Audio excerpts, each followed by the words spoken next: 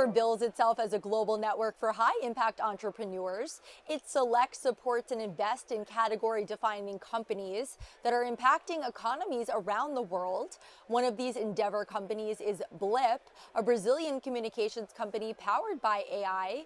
And joining me now to share more is Blip's co-founder and CEO, Roberto Oliveira. Roberto, welcome to the New York Stock Exchange. Thank you. It's a great pleasure to be here. Thank you for having me. It's wonderful to have you. What is Blip? Blip is a kind of lucky company because what we started to do in 1999 is becoming the next big trend in tech. That is, we call conversational commerce. But basically what we do, we help brands to use messaging apps like WhatsApp, for example, to do engagement, customer support, sales, and now with the advance of AI, it's working amazingly. So yes, we just crossed 200 million in ARR, and we are living a very exciting time. If I'm a Blip user, what is my experience like? What services am I getting, and who are your customers? Yes, we are a B2B2C company, so we sell to brands, and we help those brands to have conversations with their customers through messaging apps. So in Brazil, WhatsApp is the most important, most popular. But for example, here in USA, I don't know if it's already common, but it's not a matter of if, it's a matter of when you will be able to interact with brands the same way you interact with each other. So probably using the iMessage app or the Android message app, or maybe through ChatGPT, you will be able to have conversations, direct conversations with brands. And what we do is basically help the brands to have good conversations. And today we are very focused on big enterprise. More than 300 out of the 500 biggest brands in Brazil use Blip to be inside WhatsApp, do engagement, customer support, and sales.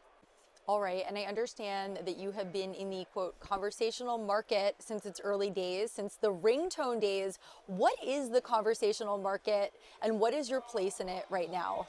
Yeah, it's funny because probably you'll not remember, but in 2000s, we didn't have smartphones. We used that Nokia phones that basically the only way to connect to internet was through SMS. So the way that we sell ringtone that time was through conversations. So we invented a concept that time that to sell a ringtone, we basically need to send the name of the song that you want to buy, and we were able to understand, build a conversation with you, sell that song for you, and charge on the carrier's bills, and it worked amazingly. Ringtone was a gigantic business from 2001 to 2008, and we start since that time. After the ringtones, what happened? We started to help brands to use SMS to do conversations too. But when we decided to bet that WhatsApp could become an open platform, we believe that we will be able to help the brands to have any kind of conversations. So using WhatsApp, we help the brands to solve any kind of need that user have through a conversation through WhatsApp. So it's a digital conversation, and it's the way that the people prefer to communicate today. So imagine if instead to make a phone call to a brand, you can just send an iMessage. Probably you prefer a lot to be supported through this messaging chain. So it's happening very fast in Brazil.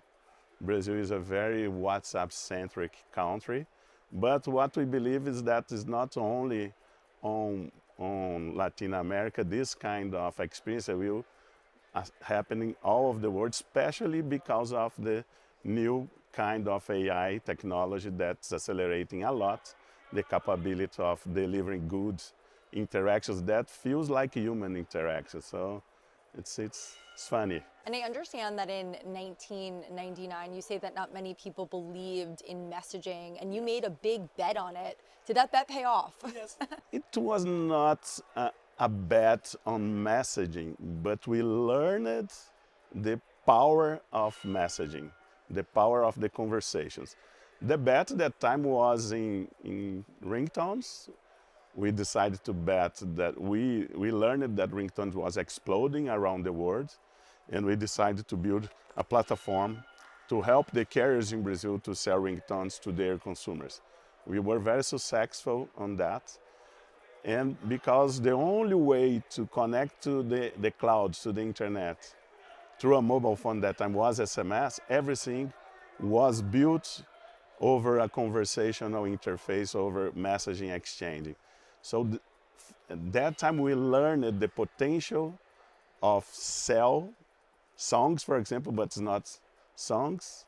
You can sell any kind of product through a digital conversation. So we learned with that, and after learning that, we decided to bet on those modern messaging apps becoming open platforms, and using the technology that we built that time, and all the knowledge that we learned at that time, we are helping them to sell apartments, sell cars, to sell clothes, to sell education, loans, basically any kind of a company nowadays use Blip to interact with their clients. And in our last minute, why are you an Endeavor entrepreneur? Endeavor is amazing. Yes, we have a long history, but we are really exploding, growing really fast since 2018. When WhatsApp opened their API, we started to grow very fast. And we grew a lot in Brazil. As I said, we already surpassed 200 million in ARR. And we raised a lot of money from some investors, and we decided to go abroad. So we bought a company in Spain, we bought a company in Mexico, we are looking to other geographies. And because of that, we decided to approach Endeavor and ask their help in this internationalization. That was the main reason that we were connecting with them. And since we became Endeavor entrepreneur, they are really helping us. The network, the quality of the relationships that they help us to build is almost unbelievable how good they are. So I basically love that. Thank you, Blip co-founder and CEO Roberto Oliveira, for joining us at the New York Stock Exchange. Thank you, my pleasure. Thank you.